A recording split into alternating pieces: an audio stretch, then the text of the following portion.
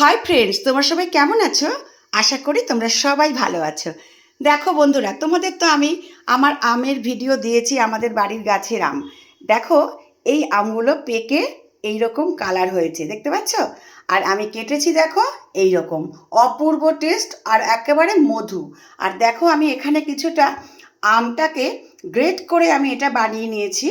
আমি এটাকে দিয়ে একটু আমসত্ত্ব করব। চলো কী করে করি তোমাদের সঙ্গে শেয়ার করব। এবং খুবই সহজ পদ্ধতি, আমি তো জানো সহজ পদ্ধতিতেই আমি করে থাকি, কারণ অত সময় আমার হয় না। তা ভালোবাসা নিয়েও ভালো থেকো। চলো তোমাদের সঙ্গে নিয়ে আমি আমসত্ত্বটা শুরু করি। হাই ফ্রেন্ডস, দেখো তোমাদের সঙ্গে নিয়ে আমি আমসত্ত্ব করতে চলে এলাম। দেখো, এই যে আমি গ্রেভিটা বার করে নিয়েছি, আমি এর মধ্যে ঢেলে দেবো।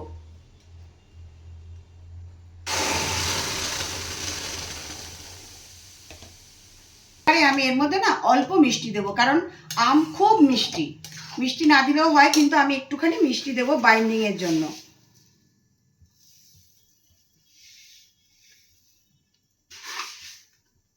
ব্যাস, আর দেবো না। এবারে তোমরা সবাই জানো আমি এটাকে ভালো করে নাড়বো। যে জলটা বেরোবে, তারপরে আমটা পুরো টাইট করে নেব। আমি এর মধ্যে কালারটাকে একটু কালচে করার জন্য অল্প একটু কাশ্মীরি মির্চ দিলাম। দেখো, এবারে আমি ভালো করে এটাকে ফুটিয়ে ফুটিয়ে শুকিয়ে নেব। তোমরা কারা কারা করো আমাকে একটু কমেন্ট করে জানিও, এইভাবে কারা কারা আমসত্ত্ব করেছো। কিছুই করি, যেটা সহজে হয় সেটাই করি, কারণ সব সময় অত সময় পাওয়া যায় না বন্ধুরা, বুঝলে?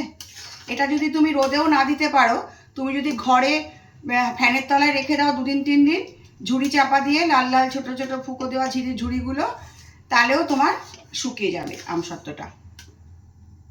এই দেখো কোন পর্যায়ে এসেছে আমার, দেখো আমার হয়ে গেছে এটা।